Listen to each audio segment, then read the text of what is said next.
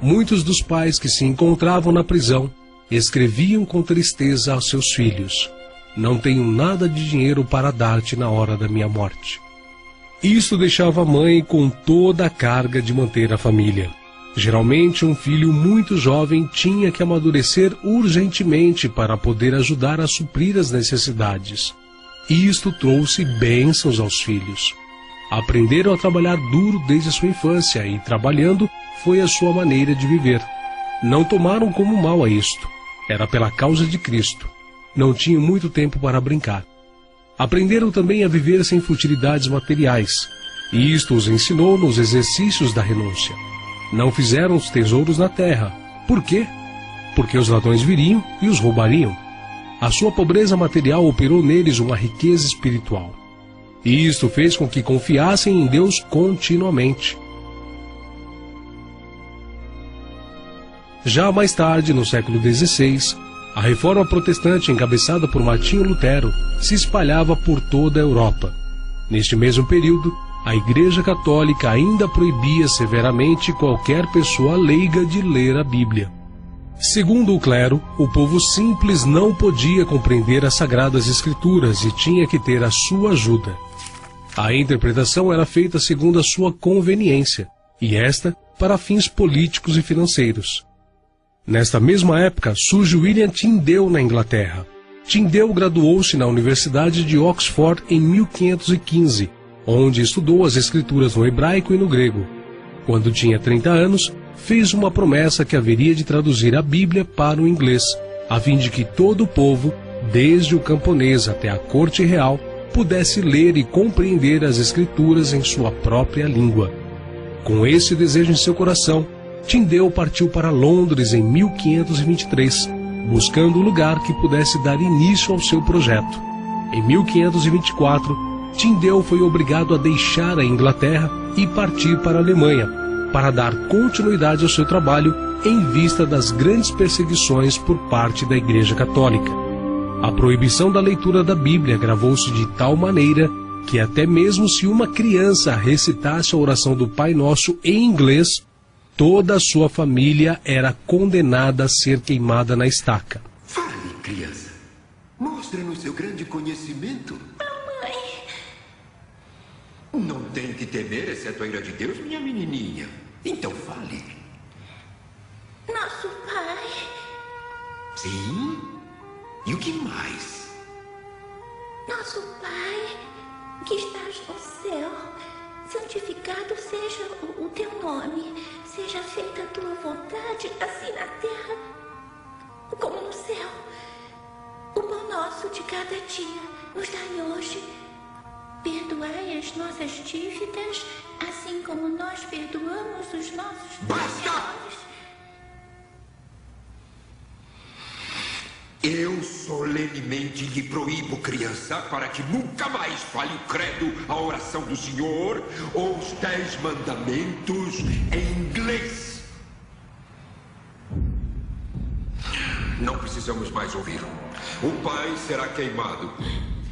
Mas por nossa grande compaixão e misericórdia, a viúva será poupada para prover esta prole, depois de termos ensinado a eles mais uma vez o caminho devoto da igreja. Tome as providências. Leve-no.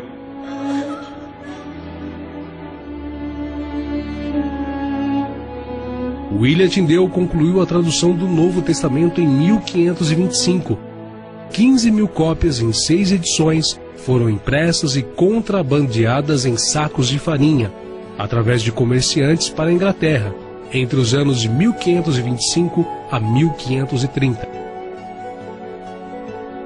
As autoridades da Igreja Romana deram ordem para confiscar e queimar todas as cópias da tradução de Tyndale. Porém, eles não podiam parar o fluxo da entrada de Bíblias vindas da Alemanha para a Inglaterra.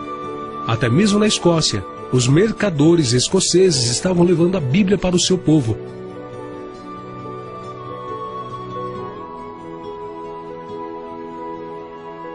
O próprio William não podia regressar à Inglaterra, pois estava sendo buscado e tido como um fora da lei. A leitura de seus escritos e tradução haviam sido legalmente proibidos. Contudo, ele continuou suas revisões e correções até que sua edição final do Novo Testamento foi cumprida em 1535. Com esta conclusão, Tyndale iniciou a tradução do Velho Testamento, porém, não viveu bastante a ponto de terminá-la. Você parece conhecer essa cidade melhor do que eu, Harry. Bom dia. O trabalho matinal faz muito bem. É para a glória de Deus. E pela graça de Deus. É Ele quem faz o trabalho se nós o deixarmos agir. E assim nós ganhamos o nosso pão. William, eu acho que foi roubado. Roubado? Onde? Eu não sei. Não faz mal. Eu levava só alguns shillings. Só que eu ia pagar a sua refeição. Eu tenho dinheiro. Eu pagaria a refeição. Não, está proibido. Este convite foi meu. Talvez você me empreste o dinheiro que eu perdi. Claro. Pronto. Aqui está. Eu lhe pagaria assim que voltarmos, tá? Quando puder, Harry. Quando puder. Estou lhe devendo duplamente, William.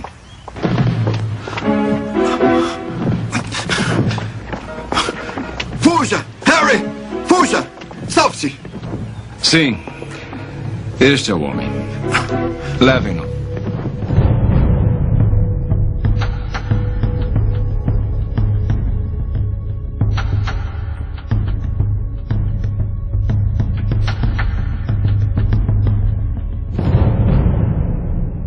Em maio de 1535, Tyndale foi traído, preso e levado a um castelo perto de Bruxelas, onde ficou aprisionado por mais de um ano. Chegou o dia do julgamento de William Tyndale. Ele foi condenado à morte por haver colocado as escrituras na mão do povo inglês. William Tyndale, o rei da Inglaterra tem queixas contra você por crimes cometidos em seu reino. Você foi preso e foi responsabilizado por heresias como estas. Primeiro, você sustenta que a fé se justifica sozinha. Segundo, você sustenta que acreditar no perdão dos pecados e aceitar a misericórdia oferecida no Evangelho é suficiente para a salvação. Terceiro, você declara que a tradição do homem não pode ajudar a alma. Quarto, você afirma que nem a Virgem, nem os santos suplicam por nós pessoalmente. E quinto, você defende que nem a Virgem, nem os santos deveriam ser invocados por nós. O que responde? Eu respondo com a consciência limpa diante de Deus e do homem, de que nunca sustentei, afirmei, declarei ou ofendi nada contrário ao propósito das sagradas escrituras de Deus. E disso, e apenas disso, me defendo. Você diria então que apenas a fé se justifica e não as obras? O fruto que cresce em uma árvore não faz da árvore boa ou má. Ele apenas nos faz saber se a árvore é boa ou se é má. E obras não fazem do homem bom ou mau. Elas apenas fazem ficar evidente a outros homens se aquele que realiza as obras é bom ou mau. O homem se reconcilia perante Deus apenas pela fé. E as obras não servem apenas para fazer que isso seja reconhecido diante dos homens. Esta é a questão do apóstolo Paulo. Como está escrito: pela graça sois salvos, pela fé. E isso não vem de vós mesmos. Este é um dom de Deus. Não pelas obras, para que nenhum homem se glorie.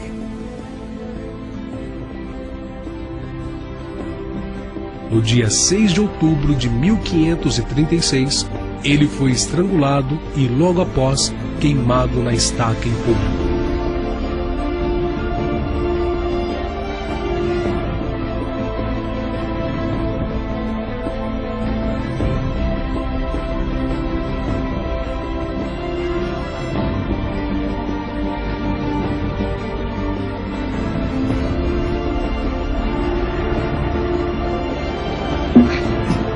Senhor, abra os olhos do rei da Inglaterra.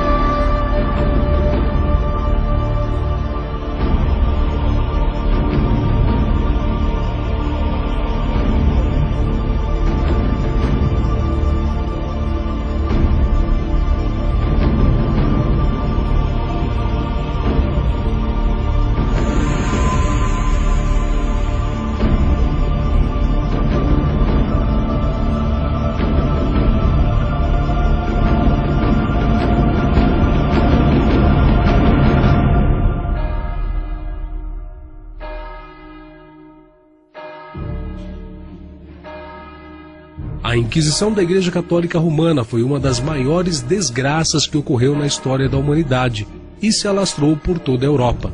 Em nome de Jesus Cristo, sacerdotes católicos montaram um esquema gigantesco para matar todos os hereges na Europa. A heresia era definida da forma como Roma quisesse definir. E isso abrangia desde pessoas que discordavam da política oficial aos filósofos herméticos, judeus, bruxas e os reformadores protestantes. Em nenhum lugar nas Sagradas Escrituras, Jesus matou alguém que discordasse dele. Tampouco ensinou que seus seguidores fizessem isso. Nenhum dos apóstolos deu essa instrução no Novo Testamento. Porque o Filho do Homem não veio para destruir as almas dos homens, mas sim para salvá-las. Os inquisidores católicos levavam a vítima ao ponto da morte muitas vezes e depois paravam a tortura, de forma que a vítima revivesse e depois pudessem ser torturadas novamente. Durante a atuação da Santa Inquisição em toda a Idade Média, a tortura era um recurso utilizado para extrair confissões dos acusados de pequenos delitos até crimes mais graves. Diversos métodos de tortura foram desenvolvidos ao longo dos anos. Os métodos mais agressivos eram reservados àqueles que provavelmente seriam condenados à morte.